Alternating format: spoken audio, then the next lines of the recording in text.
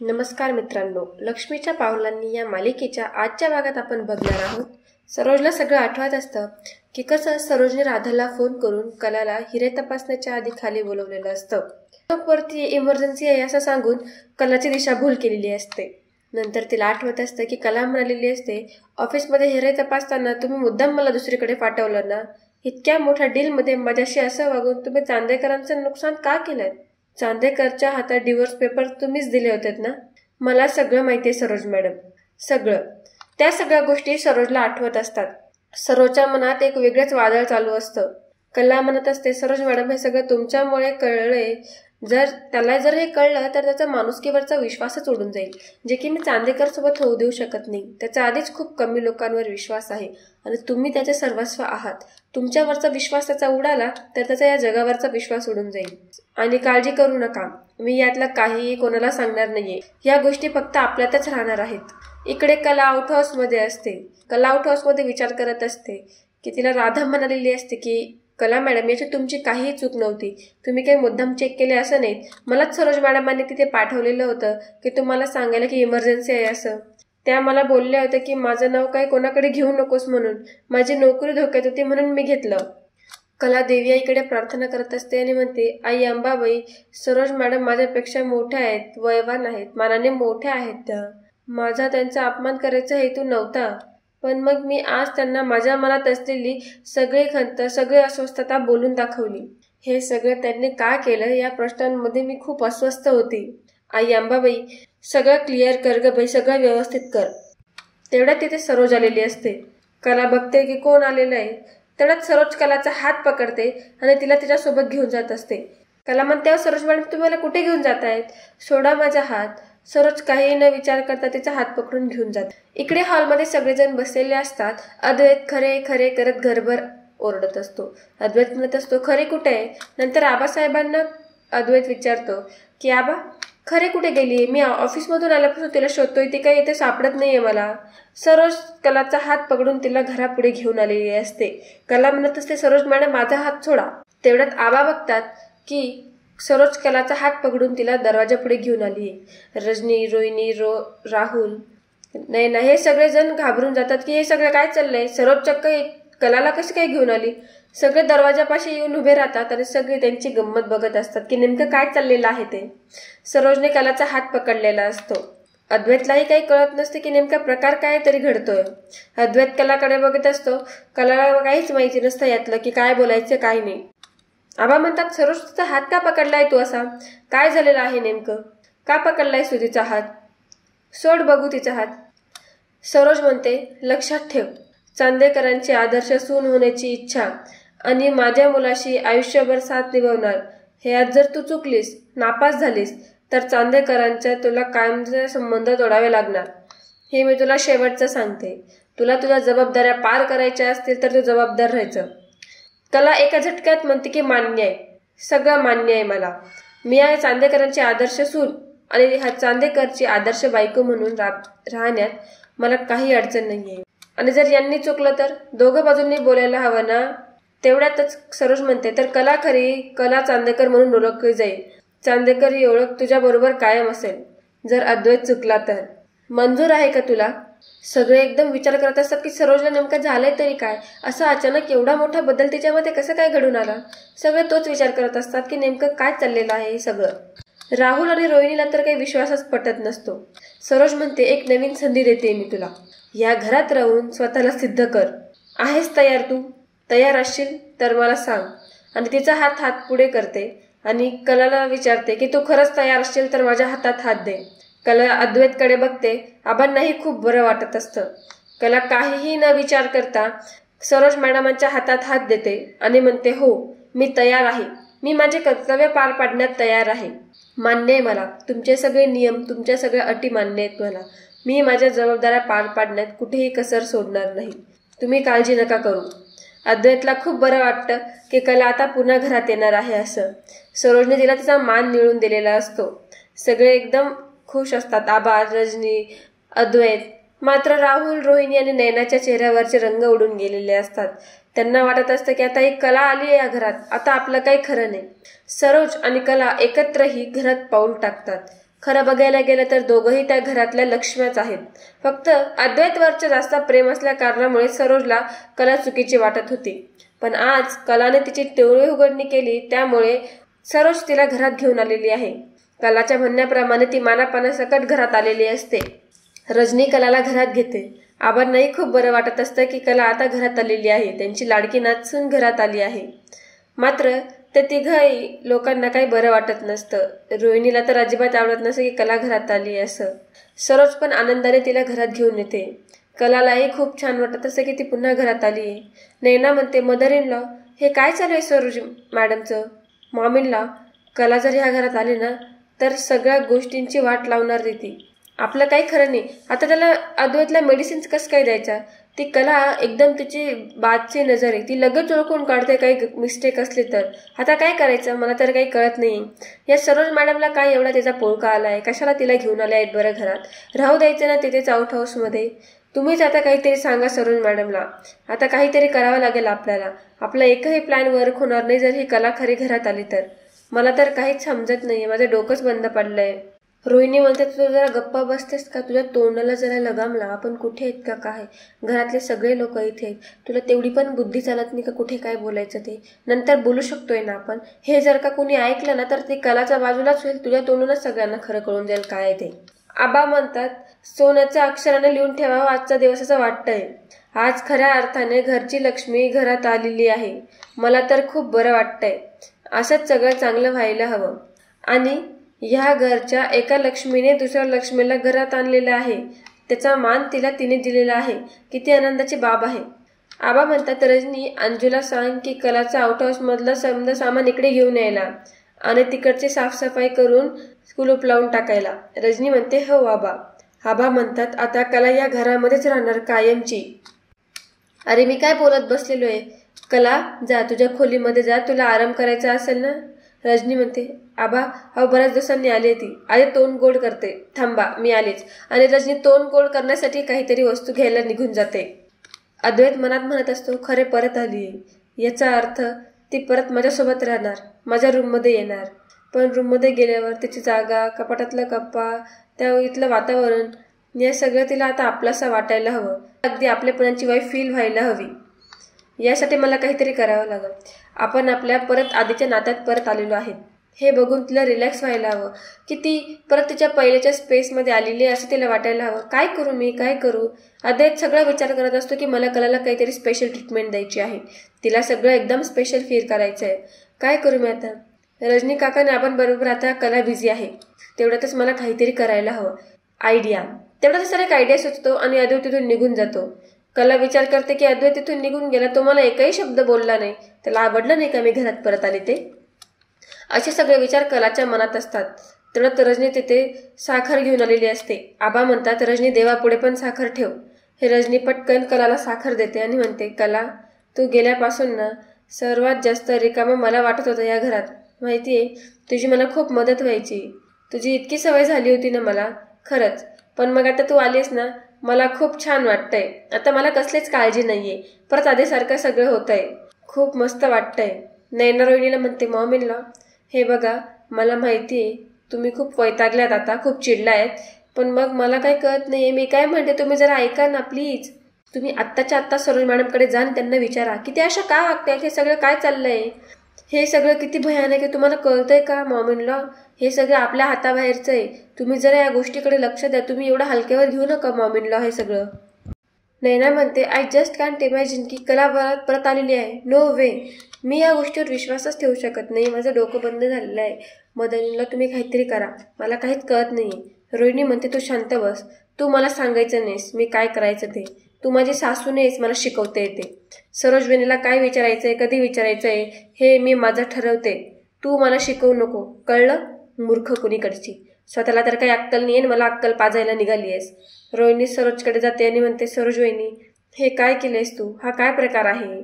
मला काय कळत नाहीये. कशाला तू हिला घरात घेऊन आलीये? नाही म्हणजे तू असं काही करशील असं मला स्वप्नातही वाटलं नव्हतं. हा काय नवीन प्रकार आहे? तब्येत बरी ना तुझी? असं डोकं फिरल्यासारखे काय वागतेस तू? तेवढं तर सरोज म्हणते, मर्यादा ओलांडू नकोस. आणि डोकं ठिकाणावर ठेवूनच मी सगळं केलेलं आहे. आणि मला अक्कल शिकवायची नाही. मी काय करते काही नाही हे तू मला नको सांगू. आणि सरोज आबा आणि रजनीसोबत तिथे निघून जाते गप्पा मारायला. त्यांना खूप बरं वाटत असतं की सरोज कलाला पुन्हा एकदा घरात घेऊन आलेली आहे. कलाला वाटत असतं की हा चांदेकर का नाहीये इथे, ह्यानी यायचं ना, मला विचारायचं ना, माझ्याशी बोलायचं ना, याला आवडलेलं नाहीये का. कलाच्या मनात हे सगळे विचार असतात. इकडे अद्वैत त्याच्या रूममध्ये आलेला असं म्हणतो, अरे वा, खरी आली खरी आली. तो खूप खुश असतो, त्याला खूप बरं वाटत असतं. अद्वैत म्हणत असतो, काय करता येईल मला आता तिच्यासाठी, काय करू बरं मी. तो एक काम करतो, असं दारात उभा राहतो आणि म्हणतो, ती आल्यावर तिचं स्वागत करतो, ये खरे ये. किंवा असं म्हणतो की अरे वा खरे, तू आलीस, तुझ्या रूममध्ये स्वागत आहे, असं म्हणतो. नको यार, जाऊ दे, हे जरा जास्तच बोरिंग झालेलं आहे.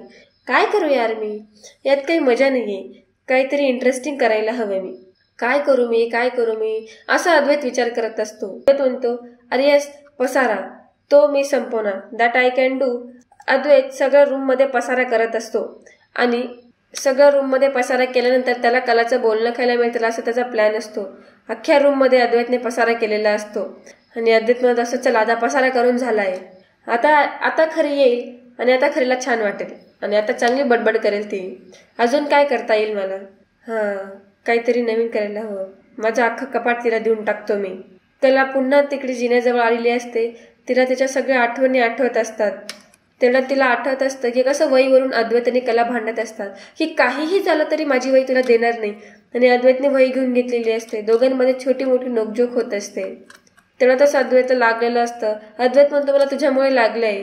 कला म्हणते, माझ्यामुळे लागलंय का तुला, बोलायलाही काय वाटत नाही का रे तुला, असं काय बोलतोस तू, फालतूचा वेळ वाया घालवलास, असं अद्वैत म्हणून तिथे निघून जात असतो. कलाला सगळं आठवत असतं. त्यानंतर कसं तो तिला हाताने घास भरवत असतो, तिची डिझाईन्स कम्प्लीट करत असते. कला म्हणते, किती आठवण आहेत आमच्या इथे, हे घर माझं झालंय, इथल्या प्रत्येक छोट्या छोट्या जागेवर माझ्या आठवणी आहेत, किती सगळ्या आठवणी आहेत. कलाच्या डोळ्यात पाणी असतं आणि हळूहळू ती तिच्या खोलीकडे जात असते. ती खूप भावूक झालेली असते. तिला आठवत असतं की कसं अद्वैताने ती गद्दी घेऊन वरती आलेली असतात. त्यानंतर संगीता कसं तिला सांगत असते की जावई बापू फक्त वरवर कठोर दिसतात, पण ते काय कठोर नाहीत बरं, ते खूप चांगले आहेत, मनाने ते खूप चांगले आहेत.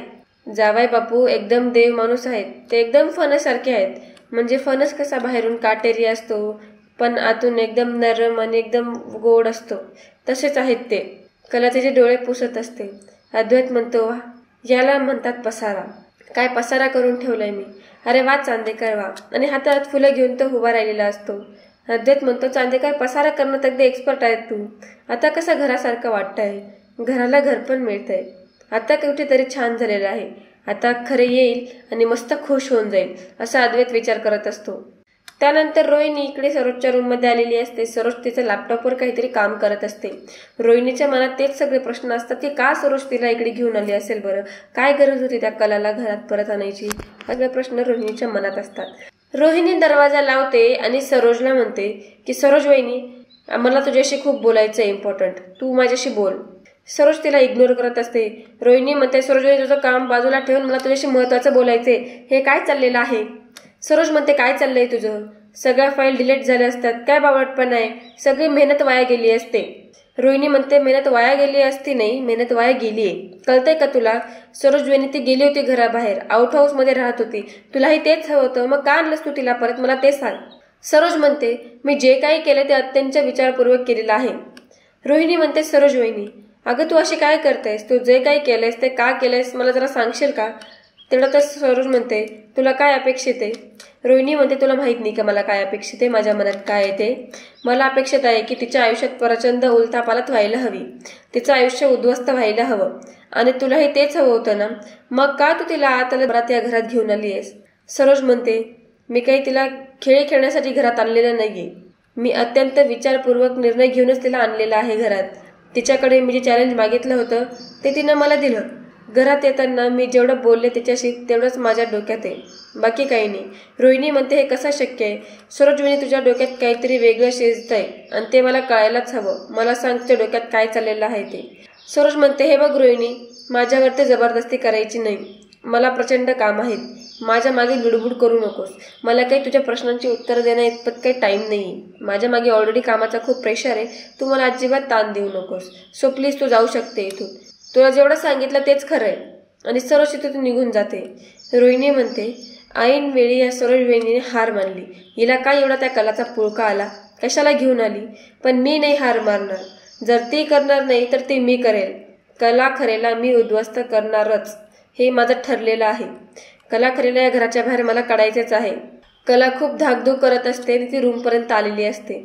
तिला आठवत असते की कसं ती रूमच्या बाहेर उभी असते आणि अद्वैत तयार होऊन आलेला असतो. कुर्ता घातलेला असतो त्याने, तो खूप सुंदर दिसत असतो. कला विचार करत असते, रूममध्ये कशी जाऊ मी. अद्वैत तिकडे रूममध्ये म्हणत असतो, आधी कसं सगळं बकास असायचं, सगळं इस्त्री केलेली चादर, नको हे सगळं नको. एनिवे आता मस्त खरे येईल आणि खरे आता आली आहे, चला. तेवढ्यातच अद्वैत क्लासमधले फुलं काढून हातात घेतो आणि म्हणतो, ये ग ये खरे, असं गाणं म्हणत असतो. आणि तेवढ्यातच तो दरवाजा उघडतो आणि म्हणतो, ये ग ये खरे. तो म्हणतो, स्वागत आहे तुझं, ये. कलाला खूप छान वाटतं की अद्वैत असा रूमच्या तिथे फुल घेऊन उभा असतो. अद्वैत म्हणतो, स्वागत आहे तुझं, स्वागत आहे. तेवढ्यात कलाचा पाय याच्यावर पडतो आणि कला खाली पडून जाते. कलाला लागून जातं. अद्वैत म्हणतो, अरे वा, हे तर मी प्लॅन सुद्धा केलं नव्हतं. एवढा सगळं झालं. कला रूममध्ये सगळा पसारा बघते आणि म्हणते, अद्वैत हे काय आहे सगळं. कला तो पसारा बघून डोक्यालाच हात लावून घेते. कला म्हणते, चांदेकर हे सगळं काय आहे. तेवढ्यातच अद्वैत म्हणतो, हो हे घे, हे फुल तुला. कला म्हणते, ही असली अपेक्षा नव्हती मला तुझ्याकडनं. हे काय करून ठेवलंय, केवढा पसारा आहे. अद्वैत म्हणतो, अगं पसारा नाही आहे हा. तेवढ्यात ती फुलं झटकून म्हणते, पसारा नाही तर काय, उगाच डोक्यावर पडल्यासारखं बोलू नकोस काहीतरी. अद्वैत म्हणतो, अगं पसारा नाही, अगं हे तुझ्यासाठी केलेलं वेलकम डेकोरेशन आहे. हा काय तुला पसारा वाटतोय का. तू येणार होतीस ना, तुला पसारा आवडतो म्हणून मग मी हे सगळं केलं. कला म्हणते, तू काहीही बोलू नकोस, मला नाही आवडत अजिबात पसारा. आणि कला सगळा पसारा आवरायला घेते. कला म्हणते, मला सगळं नीट नेटकं आणि टापटीप लागतं, तुला माहिती नाहीये का. आणि कला त्याचे कपडे आवरत असते. अद्वैत म्हणतो, सरडा सुद्धा इतका पटकन रंग बदलत नसेल जेवढं तू पटकन रंग बदलती येते. कला म्हणते, काहीही बोलू नकोस चांदेकर तू. पसारा हा शब्द सुद्धा सहन होत नाही मला. मी इथे नव्हते तर किती बिघडलास तू. चल आवर लवकर, कपडे गडे करायला घे, मी तिकडचं आवडते. आणि त्याच्यात खूप सुटत असते. अद्वैतला खूप छान वाटत असतं की कला आधीसारखी त्याच्याशी वागते. त्याला असं वाटतच असतं की एवढे दिवस ती घराबाहेर होती असं. अद्वैत खूप खुश होत असतो. तेव्हा तिथे अंजू येते आणि म्हणते, कलाताई ही घे तुमची बॅग. आणि ती रूममध्ये येऊन बघते की हे सगळं काय आहे, एवढा पसारा. कला म्हणते, दे ती बॅग. तेवढ्यात मंजू म्हणते, एवढा पसारा. कला म्हणते, आता काय बोलू मी आता हिला. तेवढ्यात मंजू म्हणते की सगळं सर सकाळी मी आवरलं होतं, भूकंप आलागत झालाय सगळीकडे, कशामुळे झालं हे समज. अद्वैत म्हणतो, हिच्यामुळेच तर झालंय हे सगळं, या कलामुळे. कला म्हणते, काय ह्याच्यामुळे झालेलं आहे, माझा काही संबंध नाही इथे. तेवढ्यात मंजू म्हणते, म्हणजे तुम्हाला काय म्हणायचं आहे. तेवढ्यातच अद्वैत म्हणतो, अंजूही नसताना कधी तू पसारा बघितलास का, मला सांग. कधी पाहिलाय का तू पसारा. माझा रूम किती नीट नेट करायचा बरं, सांग बरं अंजूला. अंजू म्हणते, नाही मी कधीच पसारा नाही पाहिला. कला म्हणते, अगं मी तर आत्ता आले ना, माझी बॅग तर तू आता घेऊन आलीस, मग मी कसा करेन हा पसारा. अद्वैत म्हणतो, अंजू किती वर्ष झाले तू मला ओळखतेस, मला सांग. तर अंजू म्हणते, लय वर्षापासून ओळखते मी तुम्हाला. अद्वैत म्हणतो, मग मी असं काही करू शकतो का. अंजू म्हणते, नाही. कला म्हणते, अगं पण तू तर मला चांगली ओळखतेस ना आता. अंजू म्हणते, हो खूप चांगलं. मग तू कसं काय म्हणतेस की हा सगळा पसारा मी केलेला आहे असं. अद्वैत म्हणतो, पण मी. तळतच कला म्हणते, पण मी वगैरे काही सांगू नकोस, तिला बरोबर माहितीये, कारण देऊ नकोस, तूच केल्याचं आहे सगळं. अद्वैत म्हणतो, मी कारण देत नाहीये, मी कशाला कारण देऊ, माझ्या घरात मी तिला सांगू शकत नाही का. अद्वैत म्हणतो, माझ्या घरात आहे म्हणून मग मी तिला तेवढं पण बोलू शकत नाही का, रिकामा बडबड नको करू. अंजू म्हणते, थांबा, भांडू नका तुम्ही, जरा शांत बसा, मी आवडतं समजा, तुम्ही बसा. कला म्हणते, मी. तेवढ्यात अद्वैत म्हणतो, आवरेल ती. कला काही म्हणण्याच्या तर अद्वैत म्हणतो, आवरेल ती. अंजू म्हणते, मी आवरू का मग मॅडम. कला म्हणते, तू जा, मी आवरून घेईल. कला म्हणते, आता बघतोस काय माझ्याकडे, चल आवर. तेवढ्यात अंजू मध्ये तुमची बॅग ठेवते इथं. आणि कला तिची बॅग घेऊन घेते. ते सामान सगळं आवरत असते. कला म्हणते, बॅग उचलते. तेवढ्यात अद्वैत म्हणतो, आता आवरायचंय ना सगळं, तिकडे कुठे गेलीस. तेवढ्यात कला म्हणते, काय ना चांदेकर सर, आता तुमचा पसारा घालून झालाय, त्यात माझी बॅग आली ती कुठे ठेवायची, मग त्या सामान कुठे राहील, कुठली जागा पुरेल, आता विचार करते मी. अद्वैत खूप हसत असतो. अद्वैत म्हणतो, अगं तुझ्यासाठी मी माझं अख्खं कपाट मोकळं केलंय, हे बघ. कला म्हणते, पण मी तुझ्या कपाटात माझं सामान नाही ठेवू शकत. तेवढ्यात अद्वैत म्हणतो, अगं हे अख्खं कपाट तुझं आहे, तुझे सगळे कपडे तू याच्यात ठेव, हे बाजूचं आहे ना त्यात मी माझे कपडे ऍडजस्ट करतो, याचे तू ठेव. कला म्हणते, पण मग शेवटी कपाट तुझंच ना. तेवढ्यातच अद्वैत म्हणतो, आता अति करू नकोस खरे, तू डोक्याला ताण देऊ नकोस, मी तुला प्रेमाने देतोय ना कपाट, तर तुला काय अडचणी ग घ्यायला, शांतपणा करते, बोर होतंय, दे मला बॅग इकडं. तेवढ्यात कला म्हणते, ए मी काय अति करत नाहीये, माझे कपडे मी तुझ्या कपाटात ठेवणार नाही. आणि दोघेही बॅगवरून भांडण करत असतात. अद्वैत म्हणतो, का नाही ठेवणार, का नाही ठेवू शकत तू माझ्या कपाटात तुझे कपडे? कला म्हणते, का नाही, काय का?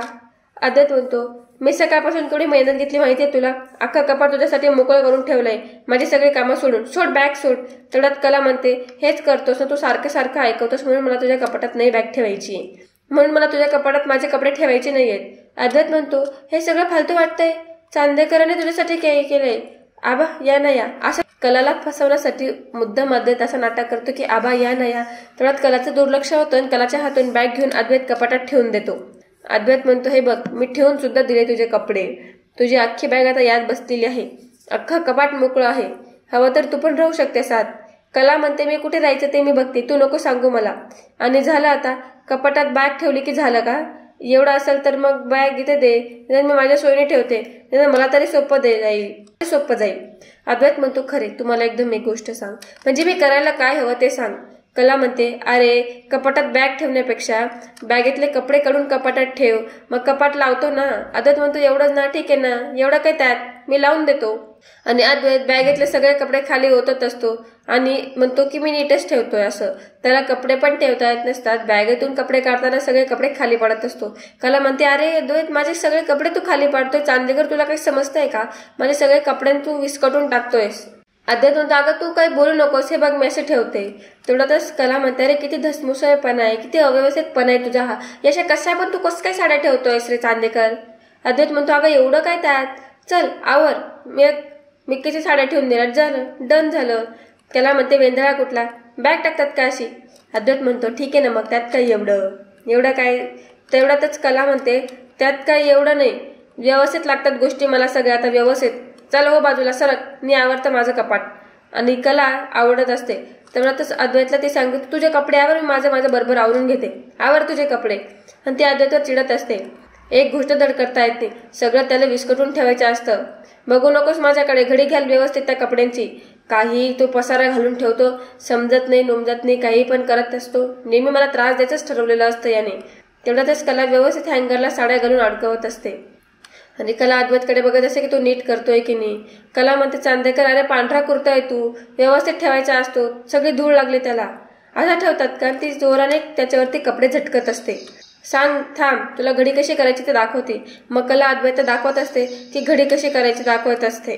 त्याने ज्या कपड्यांची घडी केलेली असते तो ते कपडे दाखवतो आणि म्हणतो, हे बघ या कपड्यांची घडीच आहे ना. कला म्हणते, घडी नाहीये, त्याला बोळा म्हणतात, बोळा आहे तो बोळा, अशी नाही घडी राहत. तेवढ्यातच कलाला फोन येतो. कला म्हणते, फोन, थांब मी फोन घेते. तेवढ्यातच तिला संगीताचा फोन आलेला असतो. कला म्हणते, बोल आई, काय म्हणते? संगीता म्हणते, अगं आज ना डोशांचा बेत करते ग, आणि दाण्याची चटणी सुद्धा करते, तुला खूप आवडते ना, त्यासाठी करणार आहे मी. कला म्हणते, हो. तेवढ्यातच संगीता म्हणते, बरं तुझं खाऊन झालं का? कला म्हणते, हं. तेवढ्यातच संगीता म्हणते, बरं मी एक काम करते, तुला पाठवून देते बाबांकडे. कला म्हणते, हं. तेवढ्यात अद्वैत म्हणतो, हं काय करतेस, नीट बोल ना तू. तेवढ्यातच संगीता म्हणते, अगं बाई जावई बापूंचा आवाज. अद्वैत म्हणतो, दे इकडे तो कुर्ता, तुला जमतंय का? मी करतो, दे मी करते माझं. तेवढ्यात कला म्हणते, मी चांगली घडी घालत होते ना. तेवढ्यातच दोघेही भांडत असतात. अद्वैत म्हणतो, ही चांगली घडी होती का? कला म्हणते, हो तुझ्यापेक्षा चांगलीच घडी होती, डोकं नको लावूस तू चांदेकर मला. संगीता दोघांचे भांडणं ऐकत असते. तेवढ्यातच कला म्हणते, तेवढा ढीग घालून ठेवलाय कपड्यांचा, मला सगळं आवरणार, आता कोण आवरेल बरं तिथं, सांग बरं. कला म्हणते, कपड्यांचा ढीग म्हणजे तुम्ही कुठे आहेत असं? तेवढ्यातच कला म्हणते, आमच्या खोलीत आहोत आई. संगीता म्हणते, तुझ्या खोलीत म्हणजे तू घरात आलीस का? जावई बापू इथं आलेत की तू तिथे गेलीत, म्हणजे मला काही कळत नाहीये. कला म्हणते, मीच आली इकडे घरी. संगीता खूप खुश होते. संगीता म्हणते, काय सांगतेस काय? कला म्हणते, हळू गाई, एवढी कशाला ओरडते? तेवढ्यातच संगीता म्हणते, आई आम्हाबाईच पावली म्हणायची. कला, तू घरी आले ना की इथं मग तुझी नजरच काढते मी. कला म्हणते, हो गाई, पण हा बघ ना, सगळे कपडे खाली लोळवतोय. आई इस्त्री केलेले कपडे आहेत ग, सगळे खाली लोळवतोय. तेवढ्यातच अद्वैत म्हणतो, अहो मिसेस खरे, अहो मी करू शकते काही असं, तिने केलं हे. आणि जरा धूळ लागली होती कपड्याला, तर ते साफ करताना अजून थोडंसं वेळून टाकला. तेवढ्यातच कला म्हणते, मी केलं काय सगळं? अद्वैत म्हणतो, हो तूच केलंय. कला म्हणते, खोटं बोलू नकोस तू अजिबात. संगीता म्हणते, मला काय चाललंय ग तुमचं? तुझं माझं जमीन आणि तुझ्या वाचून करमेना, अशी गंमत आहे तुमची. तुम्ही जवळच असलात की असंच भांडत असतात, आणि लांब असलात ना की एकमेकांसाठी आठवणीत झुरत असतात. कले अगं जरा गप बस आणि जावई बापूंचं ऐक की. कला म्हणते हो तेच करते, तुझ्या लाडक्या जावई बापूचं ऐक के. तुझे झाले का तर जावयाची बाजू घेऊन ठेवू का मी. कला म्हणते होय ठेव आता फोन. अद्वैत म्हणतो बाय बाय मिसेस करेन. असं म्हणून संगीता फोन ठेवून देते. लक्ष्मीच्या पावलांनी या मालिकेचा आजचा भाग इथेच संपतो. पुढील भागात आपण बघणार आहोत राहुल रोहिणीला म्हणत असतो मम्मा आता आपल्याला जास्त ऍक्टिव्ह व्हावं लागणार आहे. सगळे प्लॅन्स त्या कलाच्या विरोधात करायचे आहेत आणि काहीही झालं तरी तिलाच तोंडावर पाडायचं आहे. अद्वैत तरी कला फाईल्स चेक करत असतात. तेवढ्यातच कला अद्वैतला म्हणत असते चांदेकर तुला आठवतंय का, सारडा सरांच्या बिलिंगच्या टाइमला आपण एक हिऱ्यांची रिसिप्ट शोधत होतो, आठवतंय तुला. इतका वेळ ती रिसिप्ट राहुलकडे होती माहितीये तुला. आणि हे सगळं कलाला राहुलचं सत्य समजून गेलेलं असं तरी अद्वैतला सांगून दिलेलं असतं. तर मित्रांनो, लक्ष्मीच्या पावलांनी या मालिकेच्या नवनवीन अपडेटसाठी आपल्या चॅनलला लाईक करा, शेअर करा आणि सबस्क्राईब करा. धन्यवाद.